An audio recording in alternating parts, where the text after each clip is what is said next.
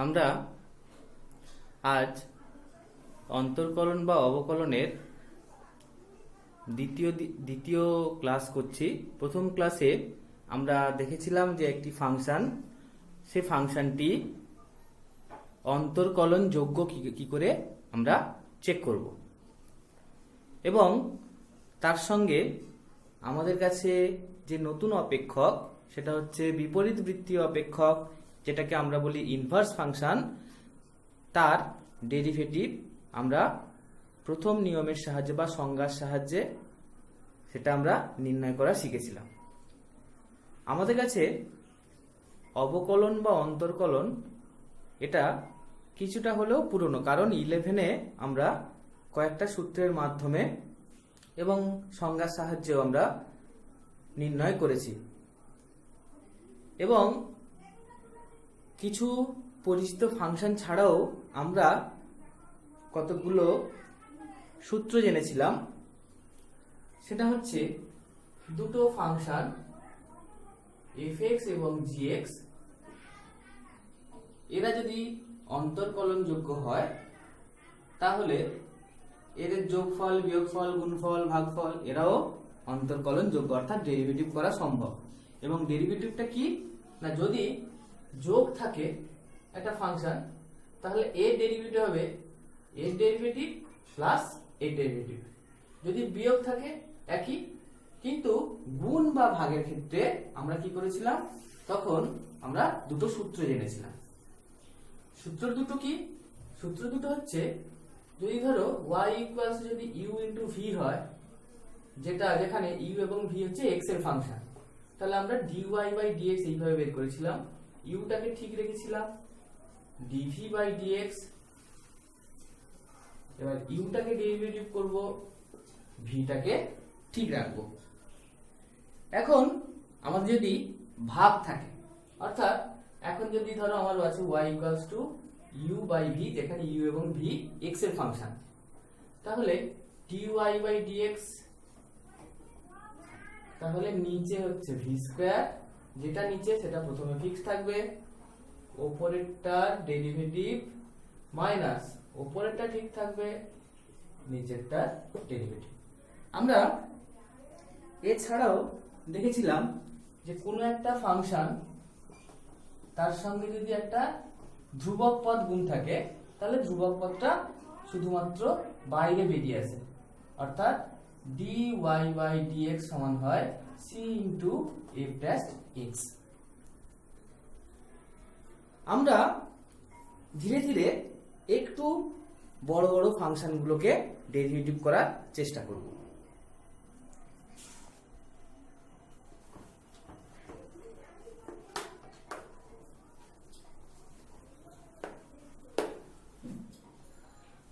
প্রথমে আমাদের যে ডেরিভেটিভ করতে হবে, তার আমরা এক একটা ফাংশনের ডেরিভেটিভ করেছি। এবার একটা ফাংশনের ভেতরে আরেকটা ফাংশন, ধরো আছে এরকম y equals to f of g of x, এটা একটা কম্পোজিট ফাংশন। তো এটাকে আমরা ডেরিভেটিভ করব কি করে? এই রুলটাকে বলা হয় চেইন রুল। দেখো, আমরা এই ফাংশনটা দেখে বোঝা যাচ্ছে, যদি আমার এখানে এই gx এর জায়গায় যদি আমার একটা সিঙ্গেল ভেরিয়েবল থাকে, তাহলে আমি তাকে কিন্তু ডেরিভেটিভ করতে পারতাম। অর্থাৎ আমার যদি এরকম থাকতো y equals to f of u, তাহলে আমি সহজে ডেরিভেটিভ করে বলতে পারতাম dy বাই du। কেন? এই u সাপেক্ষে, কেন না u টা হচ্ছে ইন্ডিপেন্ডেন্ট ভেরিয়েবল, তাহলে u সাপেক্ষে এক্ষেত্রে হবে। তাহলে এটা সমান আমি বলে দিতে পারতাম f ড্যাশ u। কিন্তু এখানে সমস্যাটা দাঁড়িয়েছে, তাহলে যেটা সমস্যা সেটাকে আমাকে ধরে নিলে এরকম আসবে। তাহলে আমি এখানে ধরে নিচ্ছি যে u ইকুয়ালস টু gx। তাহলে এখন আমার y এর অবস্থাটা এরকম হলো, dy বাই du টা এটা পেলাম, কিন্তু আমাকে বের করতে হবে dy বাই dx। কেন না, y টা কিন্তু x এর ফাংশন ছিল, অর্থাৎ এখানে x টা হচ্ছে ইন্ডিপেন্ডেন্ট ভেরিয়েবল, স্বাধীন চল। তাহলে আমাকে dy বাই dx এটা খেয়াল রাখতে হবে, এটা যে ফাংশন সেই ফাংশন, তাহলে এখানে আনতে হবে। তাহলে আমরা আনবো dy, লক্ষ্য করো dy টা শেষে কিসে এসেছে, y টা u তে, তাহলে ইউ সাপেক্ষে ডেরিভেটিভ হবে, যখনই যার সাপেক্ষে নিচে ডেরিভেটিভ করবো সেটাকে আবার উপরে তুলে দেবো। এবার ইউ কে ডেরিভেটিভ করছি, ইউটা কার সাপেক্ষে আছে, এক্স এর সাপেক্ষে, তাহলে এটা, তাহলে dy বাই dx সমান dy by du into du by dx। আচ্ছা ধরো আমার এরকম আছে z equals to f of h of g of x, এতগুলো। তাহলে আমি কি করব, এই পুরোটাকে আগে একটা ধরে নিই, ধরো u সমান ধরে নিচ্ছি h of g of x। আরো সমস্যা, আমি v সমান ধরে নিচ্ছি g অফ x। তাহলে আমি এখান থেকে বলতে পারি এটা হচ্ছে h অফ v আর এটা হচ্ছে f অফ u। দেখো তাহলে আমাকে বের করতে হবে কি dz বাই dx। তাহলে dz বাই dz, z টা কিসের, u, তাহলে du দিলাম, আবার du উপরে তুলে দিলাম, u টাই চলে যাও, u টা কার ফাংশন, v, dv, আবার v টাকে উপরে তুলে দাও, v টা কার ফাংশন, x এর ফাংশন। তাহলে এটা হচ্ছে আমাদের চেন রুল। তাহলে এই চেন রুলের সাহায্যে আমরা কয়েকটা অঙ্ক আমরা দেখি।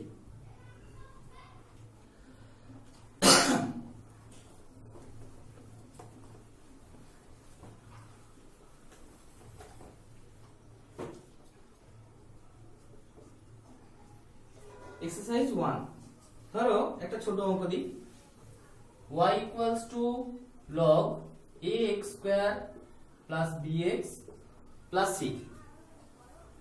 তাহলে আমার সমস্যাটা হচ্ছে এখানে ধরে নিচ্ছি u equals to ax square plus bx plus c। তাহলে এখন অতএব y সমান হয়ে গেল log u। আমার বের করতে হবে কি dy বাই dx, নিয়ম অনুযায়ী কি dy বাই এটা কিসে আছে, u তে, du, আবার du টা উপরে তুলে দাও, u টা কিসে আছে, x এ। তাহলে dy বাই du এখান থেকে দেখো বের করো, dy বাই du সমান 1 বাই u, তাহলে 1 by u, du by dx, এটাকে ডেরিভেটিভ করলে হবে 2ax, এটাকে ডেরিভেটিভ করলে b, আর এটা হবে 0। তাহলে এখানে হচ্ছে 2ax প্লাস b। এবার u তো আমার থাকলে হবে না, কেন, x এ নিয়ে যেতে হবে, তাহলে u এর জায়গায় মানটা বসিয়ে দাও। তাহলে 2ax plus b by ax square plus bx plus c। এটাকে আরেকটু এক্সটেন্ড করছি,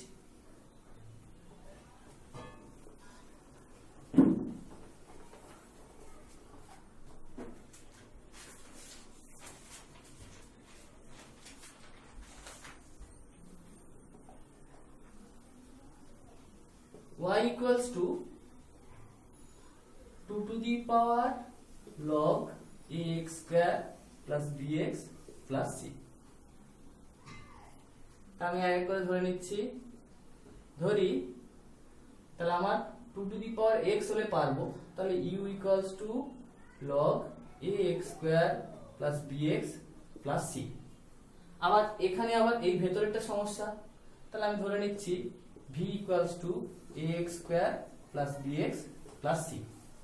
তাহলে অতএব এখন y সমান দাঁড়ালো, u সমান দাঁড়ালো log v, আর y সমান কি দাঁড়ালো 2 to the power u। আমাকে বের করতে হবে কি dy by dx। তাহলে কি হবে dy, y টা কার ফাংশন, u হয়ে গেছে, তাহলে du, আবার du টাকে উপরে তুলে দাও, u খুঁজে করো, u টা কার ফাংশন, v, dv, আবার dv টাকে উপরে তুলে দাও, v কার ফাংশন, x এর ফাংশন। এবার এখানে বসাতে হবে, তাহলে একে যদি আমি বের করি dy বাই du, তাহলে কি হবে 2 to the power u into log e base 2। তাহলে আমি এখানে লিখলাম 2 to the power u log e base 2। dv du by dv, তাহলে এইখান থেকে পাচ্ছি du বাই dv, তাহলে 1 by v, 1 by v, dv by dx, আমরা এটা দেখেছি 2ax প্লাস b, তাহলে 2ax প্লাস b। এবার যে যার মান বসিয়ে u সমান কি ধরেছিলাম এটা, তাহলে log ই বেস 2টাকে আগে লিখে দিই 2 to the power ax square plus bx plus c, v সমান কি ধরেছিলাম এটা, তাহলে নিচে হবে ax square plus bx plus c আর উপরে হবে 2ax প্লাস b। তাহলে আমার এখানে সব x এ চলে এসেছে, তাহলে dy বাই dx আমরা পেয়ে গেলাম। তাহলে এইভাবে আমাদের চেইন রুলটা করতে হবে। আমরা এখন অপ্রত্যক্ষ অপেক্ষক, যেটা হচ্ছে এক্স ওয়াই একসঙ্গে আছে এরকম একটা ফাংশন, সেই ফাংশনের ডেরিভেটিভ আমরা বের করব। আমরা এতক্ষণ পর্যন্ত যেটা করলাম, ফাংশনটা এইরকম টাইপের ছিল, y ইকুয়ালস টু fx, এইরকম টাইপের ফাংশনটা ছিল। এখন x এবং y মিক্সড হয়ে আছে, সেই অপ্রত্যক্ষ অপেক্ষক, সেই অপেক্ষকের আমরা ডেরিভেটিভ কিভাবে নির্ণয় করব। একটা উদাহরণ দিলে সহজে বোঝা যাবে। ধরো এক্সারসাইজ 3,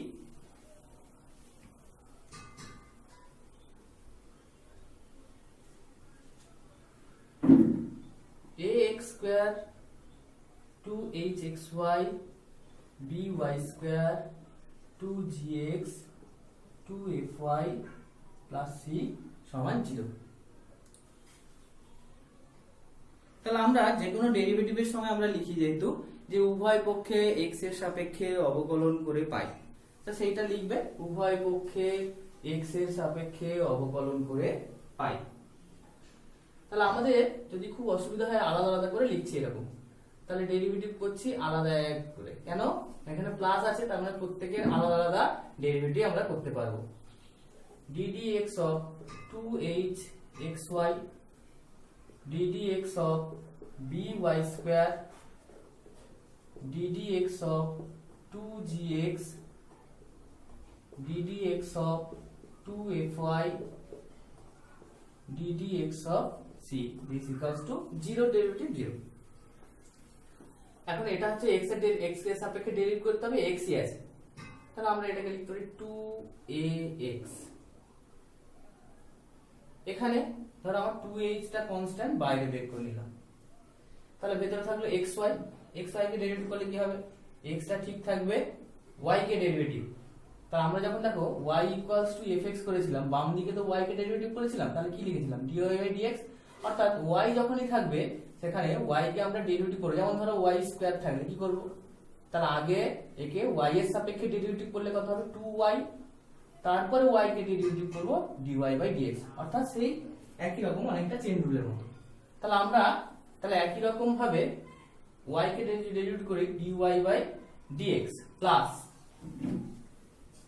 এরপরে কি হবে, এরপরে y টাকে ফিক্স রাখবো, x এর ডেরিভেটিভ, তাহলে x এর ডেরিভেটিভ করলে কি হবে 1 আর y টা ঠিক থাকবে, প্লাস ভেতরে যেটা আছে দেখো y স্কয়ার, তাহলে একে y এর সাপেক্ষে ডেরিভেটিভ করব, তারপরে লিখব dy বাই dx, তাহলে 2by into dy by dx, এটা x আছে তাহলে এমনি ডেরিভেটিভ হবে 2g, এখানে আবার y আছে, তাহলে y এর সাপেক্ষে ডেরিভেটিভ করলে 2f dy বাই dx, আর c কে ডেরিভেটিভ করলে 0, this equals to 0। এবারে আমাদের কাজ কি, যাদের সঙ্গে dy বাই dx আছে সেগুলোকে একসঙ্গে করব। তাহলে আমি dy বাই dx টাকে কমন নিয়ে নিই, তাহলে আছে এখানে 2hx, এখানে আছে 2by, আর এখানে আছে 2f, বাকিগুলোকে সব ওপাশে সরিয়ে দিচ্ছি, 2ax মাইনাস কমন নিয়ে নিয়েছি, প্লাস 2hy প্লাস 2g, সবাই থেকে 2 কমন যাবে, কেটে যাবে, এইটা দিয়ে ভাগ করে দেবে, তাহলে dy বাই dx পেয়ে যাবে।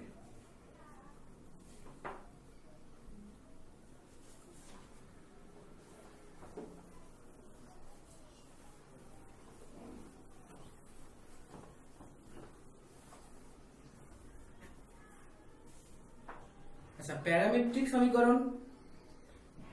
সমীকরণ আমরা জানি যে একটা প্যারামিটারের সাহায্যে x এবং y কে প্রকাশ করে, সংক্ষেপে যেটাকে বলা হয়। যে প্যারামিটারটা কি, যে যার মানের পরিবর্তনে কোনো একটি বিন্দুর বা কোনো একটি xy এর মানের পরিবর্তন হয়, মানে কোনো একটা চলের পরিবর্তনে সেটাকে বলা হয় প্যারামিটার। যেমন আমরা যখন বৃত্ত দেখেছি তাহলে বৃত্তের ক্ষেত্রে x equals to a cos theta y equals two a sin theta, এটা হচ্ছে বৃত্তের একটা প্যারামেট্রিক স্থানাঙ্ক যার প্যারামিটার কি থিটা। কেন প্যারামিটার থিটা? না থিটার পরিবর্তনের সঙ্গে সঙ্গে এক্স ওয়াই এর এক একটা এরকম বিন্দু পাবো, যে বিন্দুগুলো এই বৃত্তকে প্রকাশ করে, যার জন্য এই থিটাকে বলা হয় প্যারামিটার। এখন এইরকম একটা প্যারামেট্রিক সমীকরণ যার অবকলন বা অন্তর্কলজ নির্ণয় করতে হবে।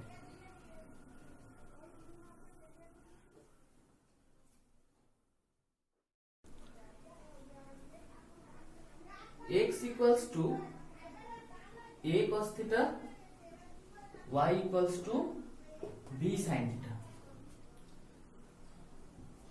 ধরো আমার এখানে নির্ণয় করতে হবে dy by dx। দেখা যাচ্ছে x হচ্ছে একটা ফাংশন, কার ফাংশন? থিটার ফাংশন। তাহলে আমি এখান থেকে dx by d থিটাটা বের করতে পারি। কত হবে? Minus a sin theta.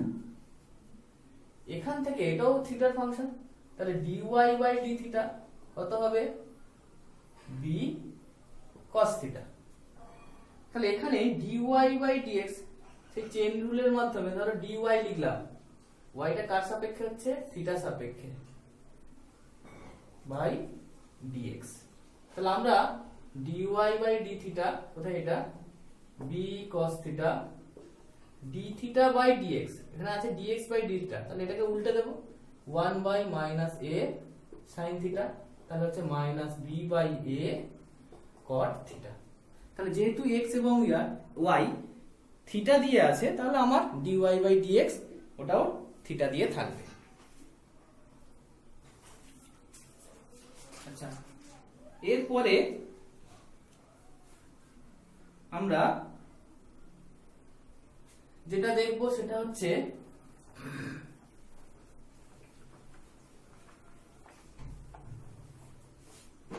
আমরা এতক্ষণ দেখলাম যে একটা ভেরিয়েবল চল তার সাপেক্ষে অপর চলকে ডেরিভেটিভ করছি। এবার হচ্ছে একটা ফাংশনের সাপেক্ষে অপর ফাংশনকে আমরা ডেরিভেটিভ করব। একটি অপেক্ষকের সাপেক্ষে অপর একটি অপেক্ষকের অবকলন নির্ণয়। এটা কিছুই নয়, ধরো দেওয়া আছে y হচ্ছে একটা ফাংশন fx এর ফাংশন আর z হচ্ছে একটা gx এর ফাংশন। তাহলে আমাকে ধরো বের করতে হবে dy বাই dz, অর্থাৎ z এর সাপেক্ষে y এর ডেরিভেটিভ, z এর সাপেক্ষে y এর ডেরিভেটিভ। তাহলে এখন আমরা এখান থেকে বলতে পারি dy বাই dx টা বের করা যেতে পারে। কেন? y টা x এর ফাংশন, তাহলে এটা হচ্ছে f ড্যাশ x। এখান থেকে dz বাই dx টা বের করতে পারি, সেটা কি? g dash x। এখন আমরা এই যে dy বাই dz, তাহলে dy y টা x এর ফাংশন, তাহলে dx দিয়ে হবে, dx টাকে উপরে তুললাম, নিচে হবে dz যে ছিল। dy বাই dx মানে কি? f dash x, dx by dz তাহলে এর উল্টো 1 বাই g ড্যাশ x, তার মানে উপরে হবে f dash x by g dash x। তাহলে আমরা একটা উদাহরণ দিয়ে দেখি।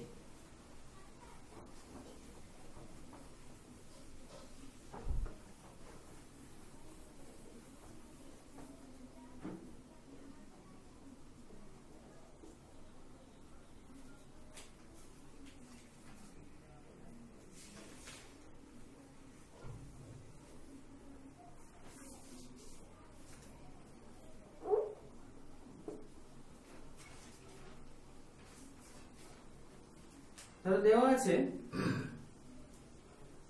log 10 বেস x এর অবকল সহগ নির্ণয় করতে হবে কার সাপেক্ষে? tan ইনভার্স x এর সাপেক্ষে। তাহলে আমি দুটো ফাংশনকে আলাদা আলাদা ধরে নিই, y equals to log 10 base x আর z equals to tan inverse x। তাহলে আমাকে বের করতে হবে dy বাই dz। এটাকে ডেরিভেটিভ করি, ডেরিভেটিভ সম্ভব যদি এখানে বেস e থাকে, তাহলে এটাকে একটু চেঞ্জ করে নিই, এটা into log e base x, এটা log এর সূত্র। এইবারে আমরা dy বাই dx পেতে পারি, কেন? x এর ফাংশন। তাহলে এটা ধ্রুবক, এটা পড়ে থাকবে, আর এটাকে ডেরিভেটিভ করলে হয় 1 বাই x। এবার চলে যাচ্ছি z, dz বাই dx। আমরা ইনভার্স ফাংশনের সূত্রগুলো আমরা জানি, সেটা আমরা ওই যে একটু বলে দিই, আমরা পরে আবার বলবো। এই tan ইনভার্স x এর সূত্র হচ্ছে 1 বাই 1 প্লাস x স্কয়ার। এটা আগে বললে ভালো হতো, যাই হোক tan ইনভার্স x এর সূত্র হচ্ছে 1 বাই 1 প্লাস x স্কয়ার। তাহলে dy বাই dz, তাহলে এটাকে আমরা লিখতে পারি dy বাই dx। dx নিচে লিখেছি মানে দরকার নেই, উপরে তুলে দিলাম, নিচে dz আছে dz। তাহলে এবার মান বসাও, dy বাই dx, তাহলে log 10 base e into 1 by x dx by dz, তাহলে এর উল্টো 1 প্লাস x স্কয়ার। এবার এটাকে ছোট করে নেবে, এটা বাই x ইনটু এটা। তাহলে আমরা এইভাবে অবকল সহগ নির্ণয় করলাম কার? একটা ফাংশনের সাপেক্ষে অপর একটি ফাংশনের।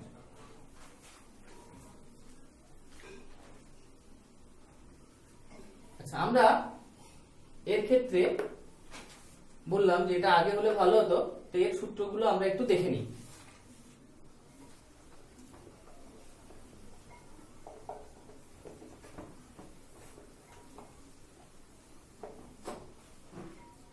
এগুলো হচ্ছে সব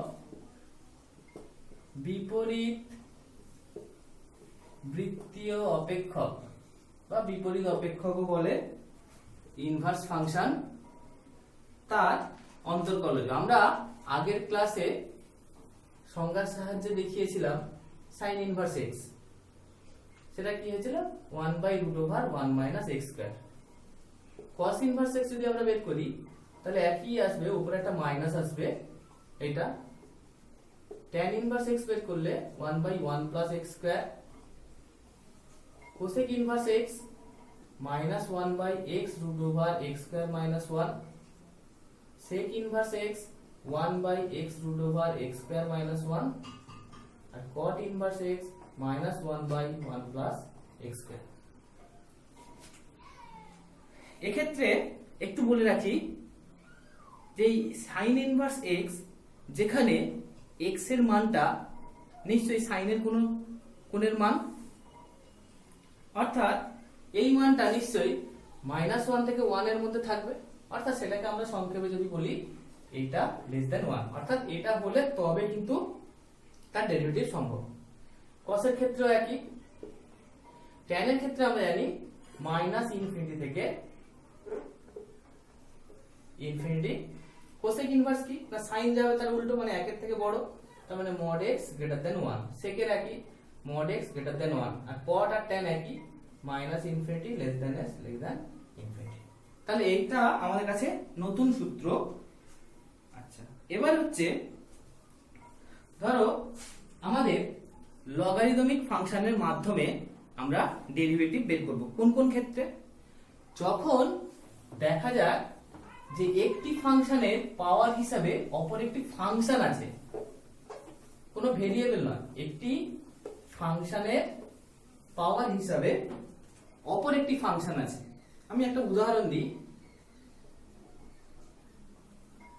ধরো y equals to x to the power cos inverse x। x হচ্ছে একটা ফাংশন, cos inverse x হচ্ছে একটা ফাংশন, তাহলে একটার উপরে আরেকটা আছে। তাহলে এই সমস্ত ক্ষেত্রে আমরা কি করব? উভয় দিকে লগ নিয়ে তারপরে ডেরিভেটিভ করব। তাহলে উভয় পক্ষে লগ নিয়ে পাই বা লগারিদম নিয়ে পাই, তাহলে পাচ্ছি log y সমান cos inverse x into log x। এবার আমরা উভয় পক্ষে x এর সাপেক্ষে ডেরিভেটিভ করে পাই। তাহলে এখানে log y, y এর সাপেক্ষে ডেরিভেটিভ করলে হবে 1/y, কিন্তু আমাকে করতে হবে x এর সাপেক্ষে, তাহলে dy by dx। এর ক্ষেত্রে এটা u এটা v, তাহলে u টাকে ঠিক রাখো, cos ইনভার্স x, একে ডেরিভেটিভ করলে 1/x প্লাস log x টাকে ঠিক রাখলাম, cos ইনভার্স x কে ডেরিভেটিভ করলে -1/√1 - x স্কয়ার। তাহলে এখান থেকে পাচ্ছি dy by dx সমান y ইনটু ভেতরে cos inverse x by x minus log x by √1 - x square. আমার এখানে কিন্তু y আছে, y থাকলে চলবে না, কেন? ইন্ডিপেন্ডেন্ট ভেরিয়েবল হচ্ছে x, তাহলে x এর আনতে হবে, তাহলে এই y এর জায়গায় এই x টা বসিয়ে দেবো। তাহলে x cos inverse x by x minus log x by √1 - x square.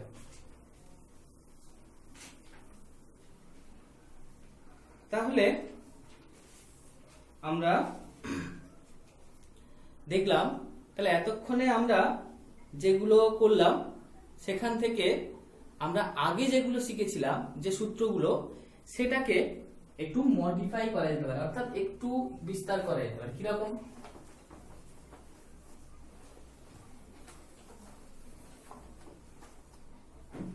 ধরো আমরা আগে শিখেছিলাম ddx of e to the power x, derivative করলে কি হবে? e to the power x।